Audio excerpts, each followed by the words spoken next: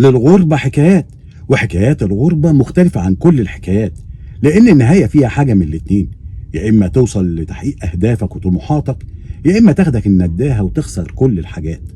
تبتدي حكاية مع أحد متابعيني على الصفحة بيحكي لي عن زميل ليه في الغربة. هو جاي من مصر وسايب زوجة وطفلين، قال أتغرب وأمسك هناك قرشين نعيش عيشة هنية والحياة تبقى في السليم.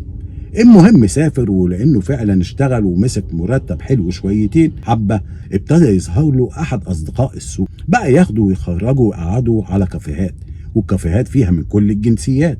وفي وسط قعداتهم مرة في اتنين ابتدى يشوف شلة من الآسيويات، أعجب بواحدة فيهم وابتدى يعمل معاها علاقة عاطفية، وحبة ربنا يحفظني ويحفظكم بقت في علاقة غير شرعية.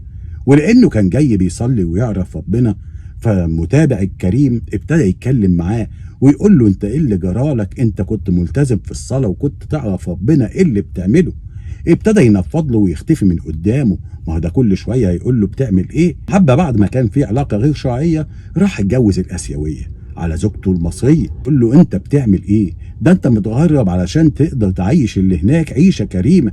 وابتدى يعيش حياته وينسى الزوجة المصرية. وتعدي سنة واتنين وبيبعت فلوس قليلين، لأن البي بقى عليه ديون كتير، ما ماشي الحرام بيقلل البركة. بعد ما كان بيقبض مرتب حلو وبيبعت قرشين، أصبحت الديون عليه شمال ويمين. والمهم حبة بقى يطنش الأجازات، وتعدي السنة وما ينزلش اللي في مصر. بقى صديقنا يقول له: حرام عليك. طب وهي ذنبها ايه؟ طب عرفها انك انت اتجوزت.